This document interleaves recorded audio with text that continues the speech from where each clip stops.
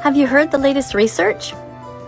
It shows that vegan dogs are among the healthiest dogs on the planet. Isn't that fascinating? This is Bella Vegan Dog. She's been vegan since August 2017. She hasn't eaten any meat, any dairy, or any eggs. No dead animals or their secretions.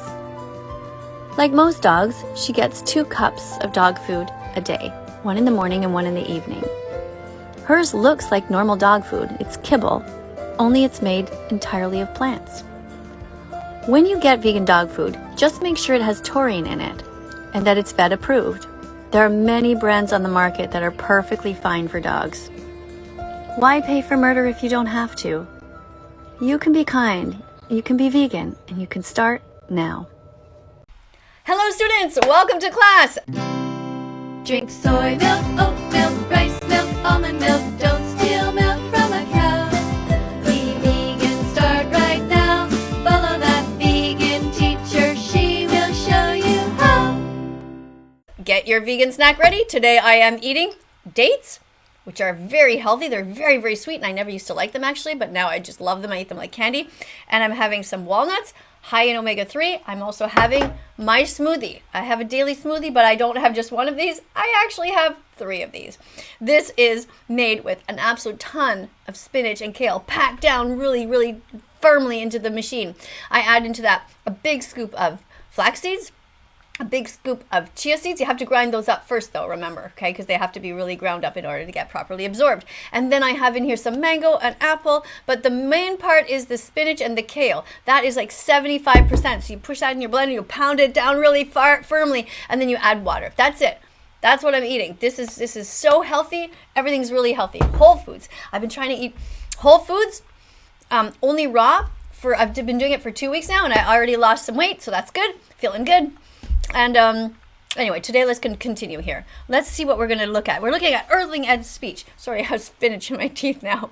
A little bit of the pulp. Okay, let's keep going. Anyway, Earthling Ed is an amazing animal rights activist. I just sometimes wish that he would just roll up his sleeves and just slug those people when they lie. So apparently here it says that, I couldn't believe this, Earthling Ed's video says, I've had enough. So if he's had enough, maybe he's going to finally, call them out. He says, vegan calls out farmer for lying on TV. All right, well, this is good. Because Earthling Ed always uses words like, well, he was a bit disingenuous. And you never see a real fire inside of Earthling Ed. He's always just so calm.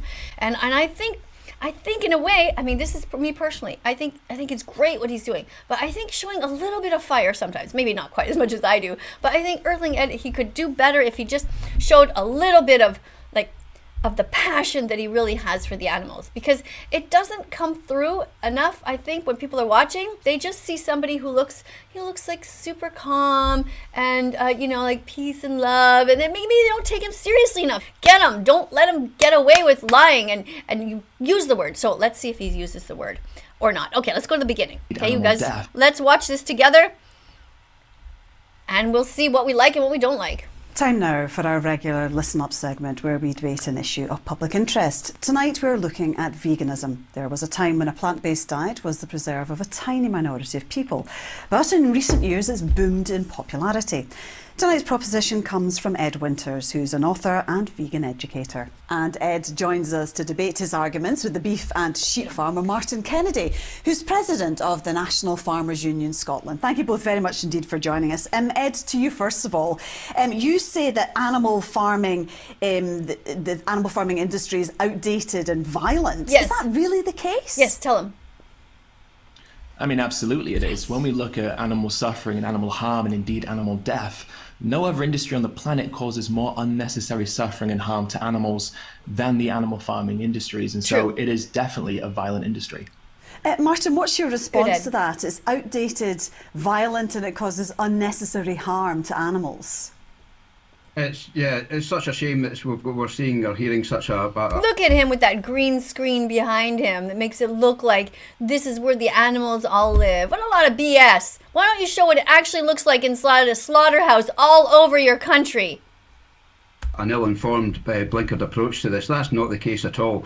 If we were to treat animals in the way that we're actually treating human beings in society just now, and I'm not just talking about the situation we have in Ukraine, but we treat human beings in a serious manner just now, we would be locked up if we treated animals in the way we're actually treating people in society right now. You know, we need people to have food, we need people to...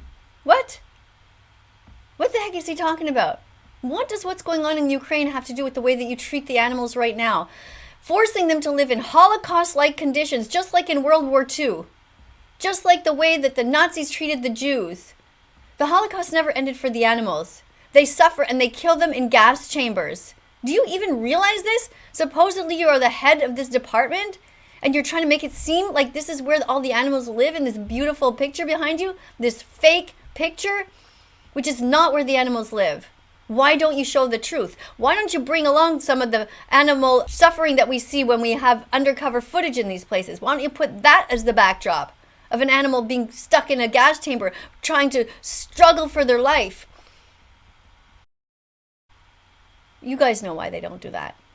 They don't want you to see the truth. If slaughterhouses had glass walls, everyone would be vegan. If we could actually see what goes on. To have water and shelter. That's not happening in many parts of society just now. What does that have to do with the animals? Look at him. He's trying to make it seem like he cares about sentient beings, but meanwhile he pays others to slit their throats. We are proud of our animal health and welfare standards. He is proud of killing animals way before they even needed to die at all. This is not like when somebody is suffering, like they've been run over by a car and they're just half alive there and you know that they're not going to survive long and they're begging to be put out of their misery because they're suffering. These are animals who never did a single thing wrong to you ever. In Scotland and the whole of the UK, we will have, and we've rightly claimed to have some of the highest animal health and welfare there is right across the world. And we look after our animals for a good reason. Get him, Ed. I mean, Ed, and what evidence have you got to suggest that it's outdated and violent? I mean, Martin's saying it's you know, the UK standards are excellent. Well, I mean, Martin says that we wouldn't do things to humans that we do to animals, but we do put animals in gas chambers. In fact, 90% of the pigs in the UK are killed in gas chambers. Exactly. But Ed, you know, you're saying it in such a calm voice that it almost like goes over people's head. You gotta tell them, really tell them what it means. Like, show them. Don't just be like, oh, well, Martin says da da da da. Like, roll up your sleeves and go get him. Tell him Martin is lying. Martin is full of shit. Say it. Chambers where they're gassed to death using an aversive concoction of carbon dioxide. On top of that, of course, all the other animals we kill at a fraction of their lifespan by cutting their throats. We selectively breed animals so that they reach slaughter weight like chickens in 6 weeks and die of organ failure, and ammonia from the farms that they are kind of kept in burns their eyes and even can cause blindness. Good, so actually, no, the way that we treat humans in society is significantly better because we don't gas humans in the UK. And of course, we don't put them into slaughterhouses at 6 months old or 18 months old in the case of beef cattle and cut their throats. Martin, do you want to respond to that? Because what Ed's describing is horrific. Yeah, it is absolutely horrific. That's not... Why do you think she's laughing? I find this 18 weird. months old in the case of beef cattle and cut their throats. Martin, do you want to respond to that? Because what Ed's describing is horrific. Why is she ha ha ha? She just said it's horrific. You know, it's always like, oh, well, it can't possibly be true. Come on, farmer, tell me what I want to hear. Yeah, it is absolutely horrific. This is not... He's saying it's horrific. What is he saying it's horrific to? This is not the case at all. And when you look at the... What a liar. Come on, Ed, you got to call him out for the liar that he is. You have done so many hours of undercover footage. Come on. The welfare that's done through abattoirs that's carried out now, we're not the same as what happens maybe in some other parts of the world. That is not happening here. And we rely on that readily source of protein, zinc, iron, vitamin B12. Oh, see, Ed, did he just shake his head there? Out now, we're not the same as what happens maybe in some other parts of the world. That is not happening here. And we rely on that readily source of protein, zinc. Oh, Ed, come on. He's getting all fired up. He's staying in control, though. You know, because he wants to be invited back on TV. So he's got to, like, show that he's not a crazy vegan. He's got to be, like, hardly show any emotion and just speak logical facts. But you can see he's getting a bit fired up inside because he knows this guy's lying. Did you guys get any walnuts yet today? Don't forget to have walnuts. Omega-3 fatty acids, that's a good kind of fat. But don't eat too many nuts every day. Just a few. Iron, vitamin B12 that is readily available through red meat, and we need that meat, that source of red meat to be there for the benefit of our health. We don't need to have B12 through meat. We can have it through one tiny little pill once a week. Isn't that better than murdering an animal? Would you rather pay someone to kill or take a cute little vitamin pill? Cyanocobalamin, it's a B12 vitamin. If you take 2,000 micrograms a week, all the cells in your body will win. Let's get a quote from nutritionfacts.org.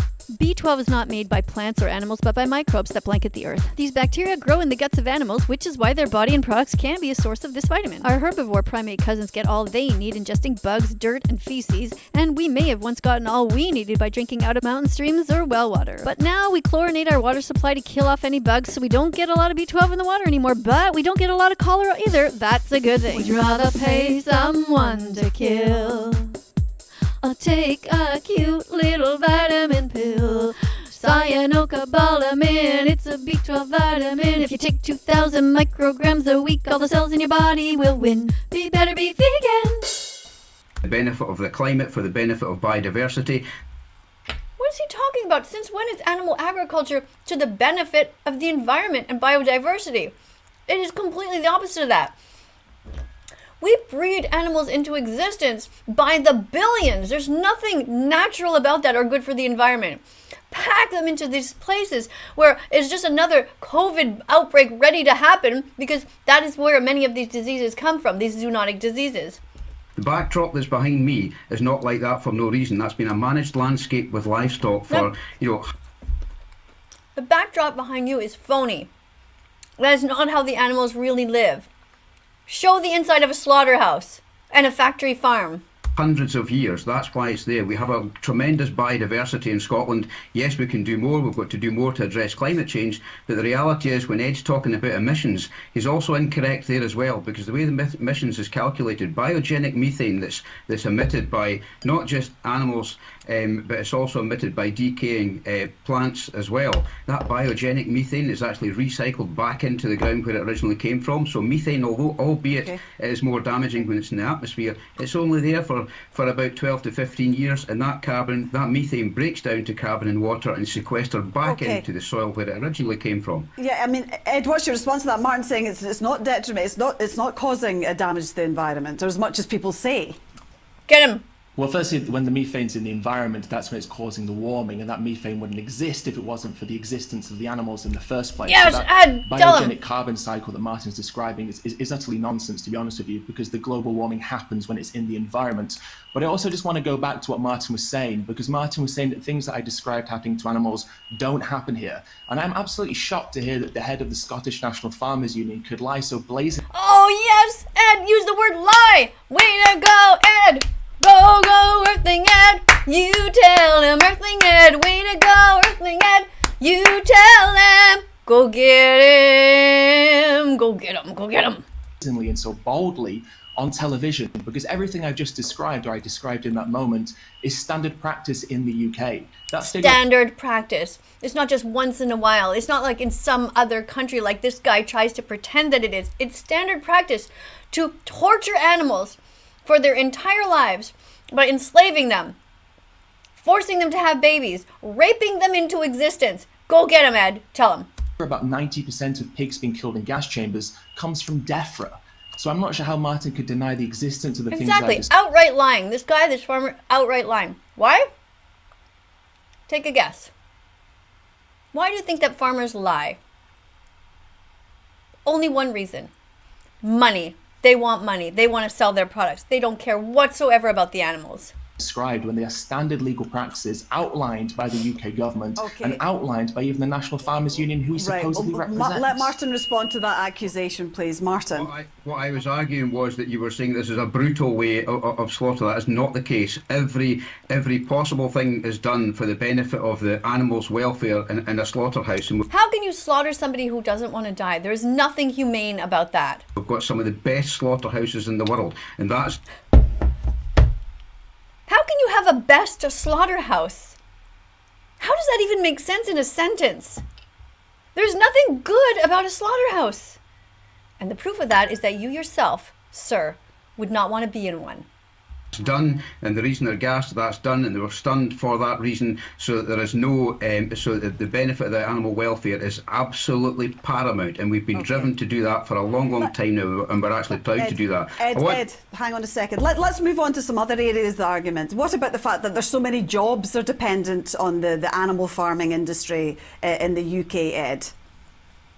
Well, firstly, I don't think that we could ever say that gas chambers are a pleasant way to be killed. But beyond that point, there are also other ways that we can find employment by using our natural world. Agriculture is just one way that we currently do. But also, of course, farmers can live off the land and do so by using other forms of carbon capture, such as, of course, rewilding that landscape. And we look at the potential of rewilding the UK countryside. We see that there's a huge potential there for carbon capture projects to be taking place, which will, of course, create subsidized economy or income, at least for animal farmers, in the same way that they're currently subsidized to raise the animals that they currently do. So that's right.